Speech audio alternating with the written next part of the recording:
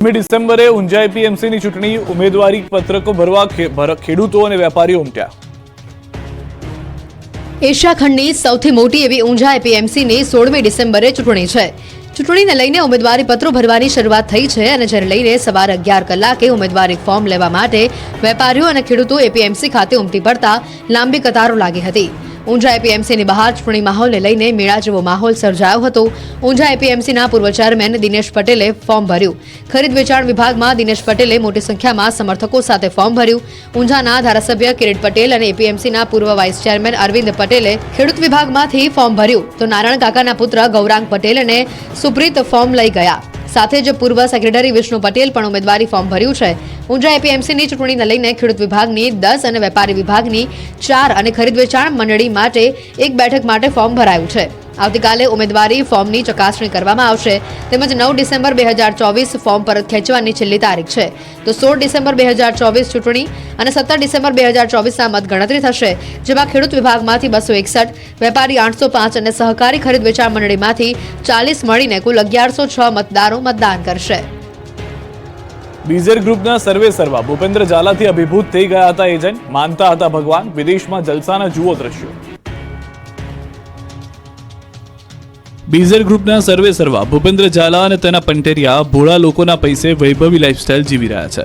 બેફામ થયેલા ઠગબાજો રોકાણકારોના પૈસે લહેર કરી રહ્યા છે જેનો વધુ એક વિડીયો સામે આવ્યો છે। હજારો લોકોને બાટલીમાં ઉતારી બીઝર ગ્રુપને લાખો કરોડો રૂપિયાનો ફાયદો કરાવનાર એજન્ટોને ભૂપેન્દ્ર ઝાલા વિદેશ ટૂરમાં લઈ જતો હતો।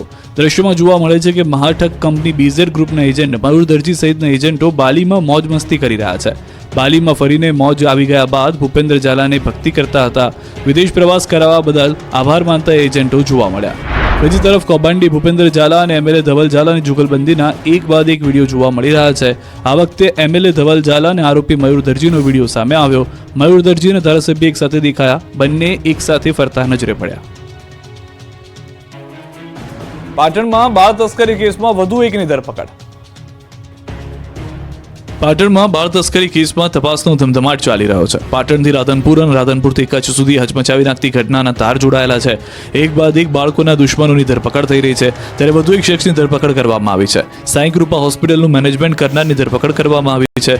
મેનેજમેન્ટ કરનાર અમૃત ચૌધરીને પકડી પાડવામાં આવ્યા છે। મહત્વનું છે કે જન્મ પ્રમાણપત્રને લઈને એસઓજી પોલીસે રાધનપુર પાલિકામાં કરી હતી તપાસ। રાધનપુર પાલિકાથી પ્રથમ બાળકનું જન્મ પ્રમાણપત્ર નીકળ્યું હતું। પોલીસ તપાસમાં રાધનપુરની સાંઈ કૃપા હોસ્પિટલમાં બાળકનું જન્મ પ્રમાણપત્રનું રજીસ્ટ્રેશન થયું હતું જેથી પોલીસે સાંઈ કૃપા હોસ્પિટલનું મેનેજમેન્ટ કરતા અમૃત ચૌધરીને પકડી લીધો છે। અમૃત ચૌધરીએ બોગસ ડોક્યુમેન્ટથી કરવામાં આવ્યું હતું રજીસ્ટ્રેશન। એસઓજી પોલીસે અમૃત ચૌધરીની અટકાયત કરી વધુ પૂછપરછ હાથ ધરી। ધોરાજી તાલુકામાં અઠવાડિયામાં બીજા હત્યાની ઘટના। નાની પરબડી ગામે યુવાનની હત્યા, મૃતદેહ મળતા પરિવાર પર આફત। રાજકોટના ધોરાજીમાં નાની પરબડી ગામે સીમ વિસ્તારમાંથી એક યુવકનો મૃતદેહ મળતા ચકચાર મચી ગઈ છે। વિમલ સાગઠિયાને ગળે ફાંસો આપી હત્યા કરી મૃતદેહ સાગઠિયાના સુરાપુરા દાદાની મંદિરની બાજુમાં મૂકી દીધાનું સામે આવ્યું છે। આ અંગેની જાણ પરિવારજનોને થતાં પરિવારજનો પર આભ તૂટી પડ્યું હતું। ઘટના સ્થળે પરિવારજનો દોડી આવ્યા। જુવાન જૂથ દીકરાનું મોત થતાં પરિવારજનોએ રોકકડ કરી મૂકી। પરિવારજનોએ પોલીસ સમક્ષ શોબાળો મચાવ્યો। પોલીસે મૃતદેહનો કબજો લઈને હોસ્પિટલે ખસેડ્યો। વિમલના ગળામાં દોરીના નિશાન છે તેમજ માથાના ભાગમાં પણ ઈજાના નિશાન જોવા મળી રહ્યા છે। એટલે કોઈએ હત્યા કરી હોય અને લાશને બાજુમાં મૂકી દીધી હોય તેવું હાલમાં શંકાસ્પદ તરીકે જોવા મળી રહ્યું છે। આ ઘટના સાંભળીને ગ્રામજનોને પણ ભારે ચિંતા વ્યાપી ગઈ છે। પરિવારજનોએ મૃતદેહ સ્વીકારવાનો ઇનકાર કરી દીધો છે। આરોપી નહીં પકડાય ત્યાં સુધી મૃતદેહ સ્વીકારાશે નહીં। પરિવારજનોનો હત્યા થયા હોવાનો આરોપ છે। સુરતમાં ડોક્ટરની બેદરકારીથી પ્રસૂતાનું મોત થતા પરિવારજનોનો હોબાળો। સુરતના કામરેજ હોસ્પિટલમાં ઘરમાં જ બાળકનું મોત થયા બાદ પ્રસૂતા માતાનું પણ સારવાર દરમિયાન મોત નીપજ્યું। પ્રસૂતાને દુખાવો ઉપડતા હોસ્પિટલ ખસેડવામાં આવી હતી અને સાથે તાવ પણ આવતો હોવા છતાં ડોક્ટરે યોગ્ય સારવાર ન કરતા અન્ય હોસ્પિટલ લઈ જવાનું કહીને હાથ ઊંચા કરી દીધા હોવાનો પરિવારે આક્ષેપ કર્યો છે। ખોટી દવા આપી હોવાનો પરિવાર આક્ષેપ કરી રહ્યા છે। આ મામલે પરિવારજનો દ્વારા ડોક્ટરની બેદરકારીના કારણે મોત થયું હોવાનો આક્ષેપ કરાતા ખળભળાટ મચી ગયો છે। હોસ્પિટલ ખાતે પહોંચી ન્યાયની માંગ સાથે હોબાળો પરિવાર દ્વારા મચાવવામાં આવ્યો। આ સાથે જ પરિવારે આક્ષેપ કર્યો કે કામરેજ હોસ્પિટલના ડોક્ટર દ્વારા લેખિતમાં લખી આપવામાં આવ્યું હતું કે તમારે જ્યાં કેસ કરવો હોય ત્યાં કેસ કરવા માટેની ધમકી છે। રાજેશ્વરી રેસિડેન્સીમાં 30 વર્ષીય ગાયત્રી મિત શિરોયા 9 મહિના પહેલા ગર્ભવતી થતા પરિવારમાં ખુશીનો માહોલ હતો। પરિવારના એકના એક દીકરાના ઘરે પારણું બંધાવવાનું હતું પણ ડોક્ટરની બેદરકારીથી બંનેના મોત થતા પરિવાર હાલ શોકમાં ગરકાવ છે।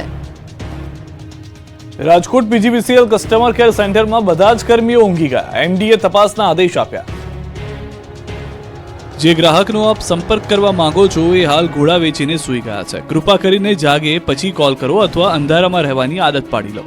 લાઇટ જાય અને તમે પીજીવીસીએલની કચેરીમાં ફોન કરો ત્યારે આવી ટ્યુન સંભળાય તો ચોંકી ન જશો, કારણ કે આ હકીકત પણ હોઈ શકે છે. પીજીવીસીએલના નિંદ્રાધીન કર્મચારીનો એક વિડીયો વાયરલ થયો છે. દાવા પ્રમાણે આ વિડીયો રાજકોટની પીજીવીસીએલ કચેરીના કસ્ટમર કેરનો છે, જે રાત્રિના સમયે કામ પર આવતા કસ્ટમર કેરના કર્મચારીઓ સામૂહિક ઊંઘ મેળામાં આવ્યા હોય એમ ઊંઘી ગયા છે. ઊંઘતું તંત્ર અત્યાર સુધી આપણે માત્ર સાંભળતા હતા, પરંતુ આજે તો જોઈ પણ લીધું. ગ્રાહકો ભલે ફોન કરીને થાકે, પણ અહીંયા કોઈ જાગતું ન હોય અને ફોન ઉપાડે અને સમસ્યા સાંભળે તેવું વ્યક્તિ જ નથી. કાગડા બધા કાળા ન હોય એમ કહી પણ બધા જ કર્મચારીઓ ઊંઘે છે એવું નથી. એકાદ બે લોકો જાગે પણ છે, પણ મોબાઈલમાં મશગુલ છે. શહેરના કનેક રોડ પર આવેલા કસ્ટમર કેર સેન્ટરનો આ વિડીયો હોવાનો દાવો કરાઈ રહ્યો છે. વિડીયો વાયરલ થતા પીજીવીસીએલના આસિસ્ટન્ટ એન્જિનિયરે સ્પષ્ટતા કરી કે વાયરલ વિડીયો જૂનો છે. ખાતાકીય તપાસ ચલાવવામાં આવી રહી છે. ગેરરીતિ સામે આવશે તો પગલાં લેવાશે. સૂતેલા કર્મચારીઓ કોન્ટ્રાક્ટ આધારિત છે, પરંતુ એનો મતલબ એ નથી કે કામના સમયે સૂઈ જવાનું. હિંમતનગરના રાયપુર ગામની પ્રાથમિક શાળામાં સતત બીજા દિવસે પણ તાળાબંધી. સામાન્ય રીતે શાળામાં શિક્ષકો ભણાવવા માટે આવે, પરંતુ હિંમતનગરના રાયપુર ગામની પ્રાથમિક શાળામાં શિક્ષકો ઝઘડવા માટે આવે છે. દરરોજ શિક્ષકો ઝઘડતા વિદ્યાર્થીઓ કંટાળ્યા, ત્યારે સાબરકાંઠાના હિંમતનગરના રાયપુર ગામની પ્રાથમિક શાળામાં સતત બીજા દિવસે પણ તાળાબંધી કરી વિરોધ કરવામાં આવ્યો. ગામના લોકોનું કહેવું છે કે છેલ્લા 1 વર્ષથી શાળાના શિક્ષકો અંદરો અંદર ઝઘડતા રહે છે, જેની અસર શાળા જતા બાળકો પર પડી રહી છે. સતત 5 વખત ગામના લોકોએ સમાધાન કરાવ્યું હોવા છતાં પણ શિક્ષકો શાળામાં ઝઘડો કરતા રહે છે, જેથી ગામના લોકોએ વિરોધ કર્યો, જેને લઈ તાલુકા શિક્ષણ કચેરીથી આવેલ અધિકારીઓએ ગામ લોકો સાથે બેઠક કરી. આ બેઠકમાં શિક્ષકોની બદલીની ઉગ્ર માંગ કરાઈ છે. ભાવનગરના અપલખાણા લંપટ શિક્ષકે ધોરણ 5ની વિદ્યાર્થીની સાથે કર્યા અડપલા. લોકોએ શાળાનો બહિષ્કાર કર્યો. ભાવનગર જિલ્લાના ઘોઘા તાબેના લાખણકા ગામે સરકારી પ્રાથમિક શાળામાં એક શિક્ષકે 5મા ધોરણમાં ભણતી બાળકી સાથે અડપલા કર્યાનો આક્ષેપ બાળાએ કરતા ભારે ચકચાર મચી છે. ઘોઘાના લાખણકા ગામે પ્રાથમિક શાળામાં ધોરણ 5માં અભ્યાસ કરતી એક બાળકી છેલ્લા 2 દિવસથી શાળાએ અભ્યાસ માટે જતી ન હોવાથી તેના વાલીએ શાળાએ ન જવાનું કારણ પૂછતા બાળકીએ તેના વાલીને લંપટ શિક્ષકના લખણની વાત કરતા પરિવારજનોના પગ તળેથી જમીન ખસી ગઈ. શાળામાં ભણાવતો રમેશ નામનો આ શિક્ષક શાળાના સમય દરમિયાન તેના શરીરને અસહજ રીતે સ્પર્શ કરતો હોવાનું અને ગેરવ્યાજબી ભાષા સાથે વાત કરતો હોવાનું જણાવ્યું હતું. આથી બાળકીના વાલીઓએ ગામમાં અને અન્ય લોકોને પણ આ બાબતની વાત કરતા ગામ લોકો એકઠા થયા. ગામ લોકો શાળા ખાતે પહોંચ્યા અને શિક્ષક તથા આચાર્ય સાથે બોલાચાલી કરી. આ દરમિયાન ગામ લોકોએ શિક્ષક રમેશને લઈને ઘોઘા પોલીસ મથકે દોડી આવ્યા હતા અને શિક્ષકને પોલીસના હવાલે કરી તેના વિરુદ્ધ ફરિયાદ દાખલ કરવાની માંગ કરી. પોલીસે પૂછપરછ સાથે તપાસ શરૂ કરી છે. જોકે પોલીસે લંપટ શિક્ષક વિરુદ્ધ કાર્યવાહી ન કરતા ગામ લોકો દ્વારા શાળાનો બહિષ્કાર કરવામાં આવ્યો છે. લોકોનો આક્ષેપ છે કે ઘોઘા પોલીસ દ્વારા એફઆઈઆરના બદલે માત્ર અરજી લેવામાં આવી છે, એટલે જ્યાં સુધી શિક્ષક વિરુદ્ધ પગલાં લેવામાં નહીં આવે ત્યાં સુધી તેમના બાળકોને શાળાએ મોકલશે નહીં. બાબરમાં શિક્ષકો બન્યા શૈતાન. બાળકના અક્ષર સારા ન થતા માર્યો ઢોરમાર. બનાસકાંઠાના ભાભર તાલુકામાં શિક્ષણ જગતને શર્મસાર કરતી ઘટના સામે આવી. રૂની ગામની ડેરિયાવાળા પ્રાથમિક શાળામાં સૌપ્રથમ તો આપણે એ જણાવ્યું ઘણા સમય પહેલા આપણે એક અનુમાન આપ્યું હતું કે ગુજરાતના હવામાનમાં પલટો આવશે, જેમાં ખાસ કરીને 3 ડિસેમ્બરથી લઈને 9 ડિસેમ્બર વચ્ચે આપણું વાતાવરણ છે એમાં ફેરફાર જોવા મળશે અને આપણે ઝાપટાઓ પડી શકે છે. કયા વિસ્તારમાં ઝાપટા પડવાના છે, કેવા ઝાપટા પડવાના છે એની વાત કરીએ તો આ ઝાપટાનું કારણ છે દક્ષિણ ભારતની અંદર રહેલું સાયક્લોન. આમ જોવા જઈએ તો ઘણા સમયથી દક્ષિણ ભારતમાં એક સાયક્લોન હતું જે તમિલનાડુથી પૂર્વ દિશામાં અને શ્રીલંકાથી ઉત્તર અને ઉત્તર પૂર્વ દિશાની અંદર જે સાયક્લોન ક્રિએટ થયું હતું એ સાયક્લોનનું નામ છે ફેન્જલ. એ સાયક્લોન તમિલનાડુ ઉપર લેન્ડફોલ કરી અને આગળ વધી રહ્યું છે. એ સાયક્લોનને કારણે દક્ષિણ ભારતના તમિલનાડુ, પુડુચેરી છે, કેરળ હોય અથવા તો કર્ણાટક જેવા વિસ્તારો છે એમાં ખૂબ ધોધમાર વરસાદો પણ નોંધાયા છે અને પુડુચેરી અને તમિલનાડુની અંદર તો અતિ ભારે વરસાદોને કારણે જનજીવન પણ ઠપ થયું છે. હવે એ વાવાઝોડું હતું એ નબળું પડતા આગળ વધી અને અત્યારે આજનું જે અમારું લેટેસ્ટ પ્રિડિક્શન છે એ મુજબ અત્યારે કર્ણાટકથી 300 કિલોમીટર પશ્ચિમ દિશામાં એ સાયક્લોન છે એ અરબ સાગરમાં પ્રવેશ કરી ગયું છે. અત્યારે એ સાયક્લોન છે ખૂબ નબળું પડી ગયું છે. અત્યારે જો કે એ સાયક્લોનની કેટેગરી નથી, એ સાયક્લોનમાંથી નબળું પડી અને ડીપ ડિપ્રેશન નબળું પડી ડિપ્રેશન અને અત્યારે વેલ માર્ક લો પ્રેશરની ઓપરેશનની કેટેગરી છે. એટલે વેલ માર્ક ઓપરેશનની કેટેગરીની અંદર એ સિસ્ટમ છે એ કર્ણાટકથી પશ્ચિમ દિશામાં અરબ સાગરની અંદર સક્રિય છે. અત્યારે હવે થોડીક ઉત્તર તરફ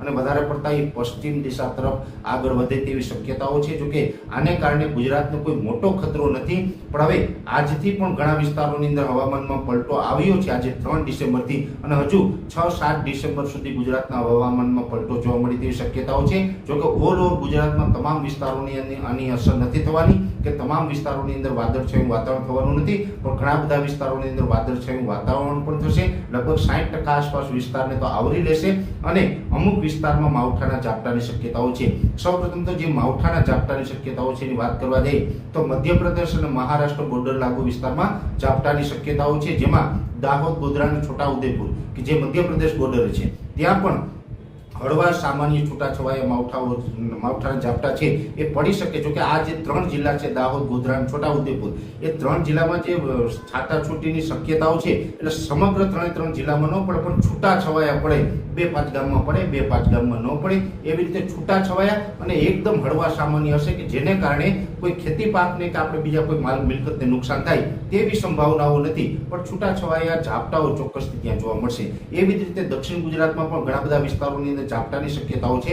સૌથી વધારે જે ઝાપટાની કે છાટાછૂટીની તીવ્રતા છે એ તાપી અને ડાંગ જિલ્લામાં જોવા મળે તેવી શક્યતાઓ છે. તાપી અને ડાંગ જિલ્લામાં તો આવનારા 3-4 દિવસ, ખાસ કરીને 4 અને 5 તારીખ દરમિયાન આ ઝાપટાની શક્યતાઓ તાપી અને ડાંગમાં રહેલી છે. એ સાથે પણ આગળ પાછળ એકાદ દિવસ એ ઝાપટા કે છાટાછૂટી જોવા મળી શકે. અને ડાંગ અને તાપીને બાદ કરતા બીજા વિસ્તારો હોય જેમાં વલસાડ હોય, વાપી, નવસારી છે, સુરત છે, અથવા તો જે રાજપીપળા જેવા વિસ્તારો હોય અને એની આસપાસના અમુક વિસ્તારો છે જેમાં હળવા સામાન્ય છૂટાછવાયા છાટછૂટ થઈ શકે છે. એટલે દક્ષિણ ગુજરાત અને મધ્ય ગુજરાતના આ ભાગોની અંદર ઝાપટા પડી શકે. સૌરાષ્ટ્રની વાત કરવા જઈએ તો સૌરાષ્ટ્રના દરિયાઈ કાંઠાના વિસ્તાર જેમાં મહુવા, રાજુલા હોય અથવા તો ખાંભા તાલુકો છે, ઉના હોય કે કોડીનાર, સૂત્રાપાડાથી લઈ અને છેક સોમનાથ સુધી, તાલાળા સોમનાથ, એટલે કહી શકાય કે મહુવાના દરિયાકાંઠાથી લઈ અને સોમનાથના દરિયાકાંઠા સુધીના અમુક ગામડાઓમાં છાટાછૂટી એકદમ હળવી થઈ શકે છે.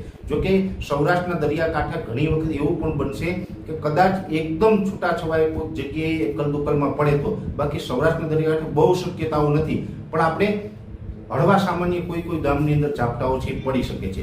એટલે આ રીતનો જે વરસાદી માહોલ રહેવાનો છે, એટલે આ માવઠું કોઈ મોટું માવઠું નથી. જે છેલ્લા ઘણા સમયથી અમે આપને બતાવતા આવ્યા છે કે આમાં કોઈ મોટું માવઠું થવાનું નથી, એટલે કોઈ ડરશો નહીં, કોઈ ગભરાશો નહીં. હા, વાતાવરણમાં પલટો આવશે એટલે વાદળછાયું વાતાવરણ થશે, અનેક જગ્યાએ ઘાટા વાદળ થઈ જશે. જો કે બીજા વિસ્તારોની અંદર જે વાદળછાયું વાતાવરણ થશે જેમાં સૌરાષ્ટ્ર હોય, દક્ષિણ ગુજરાત હોય, મધ્ય ગુજરાતના અમુક ભાગો અને કચ્છના પણ અમુક વિસ્તારોની અંદર વાદળછાયું વાતાવરણ થઈ શકે છે. ઉત્તર ગુજરાતમાં એકદમ હળવા છૂટાછવાયા સ્થળે કોઈ જગ્યાએ વાદળ જોવા મળશે, બાકી ઉત્તર ગુજરાતમાં બહુ વાદળછાયું વાતાવરણ નહીં જોવા મળે. વાદળછાયું વાતાવરણને કારણે તમને એવું લાગશે કે કદાચ મોટું માવઠું થાય એવી શક્યતાઓ છે, પણ આમાં કોઈ મોટા માવઠાની શક્યતાઓ નથી. માત્ર વાદળ થશે અને વાદળને કારણે એક ડર ઊભો થશે, બાકી કોઈ મોટા માવઠાની શક્યતાઓ નથી, જેની દરેક મિત્રોએ નોંધ લેવાની છે. એટલે આ પ્રકારનું હવામાન રહેવાનું છે. 6-7 તારીખ પછીથી ફરીથી ગુજરાતનું હવામાન ચોખ્ખું થશે અને રાબેતા મુજબનો શિયાળો